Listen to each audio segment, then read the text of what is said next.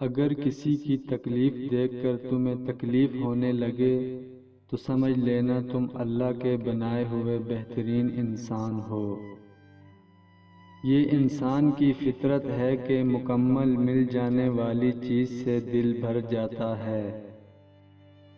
صبر کا دامن کبھی نہیں چھوڑنا چاہیے، کیونکہ اکثر تھوڑی سی بے صبری آپ کے مقصد کو تباہ کر دیتی ہے۔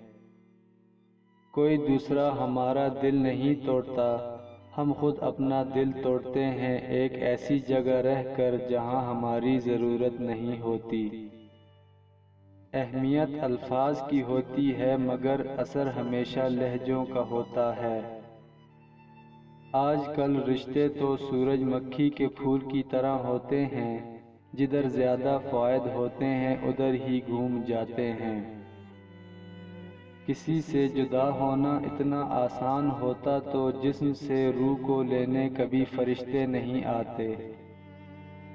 میری آنکھوں میں آنسو آ گئے جب اللہ نے بڑے لاڈ سے کہا، کیا میں تمہارا رب نہیں تو پھر کدھر جا رہے ہو مجھے چھوڑ کر؟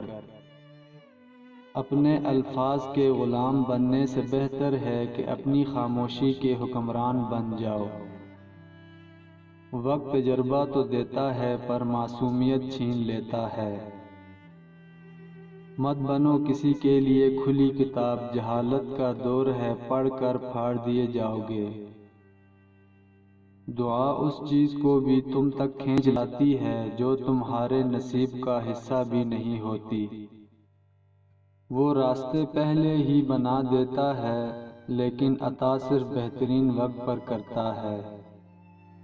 انسان کی فطرت ہے لا حاصل کو روتا ہے اور حاصل کو رلاتا ہے۔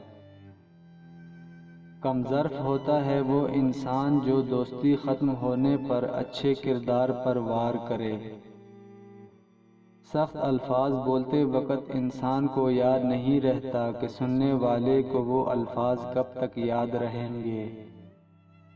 غلطیاں بھی ہوں گی اور غلط سمجھا جائے گا، یہ زندگی ہے، یہاں تعریفیں بھی ہوں گی اور ذلیل بھی کیا جائے گا۔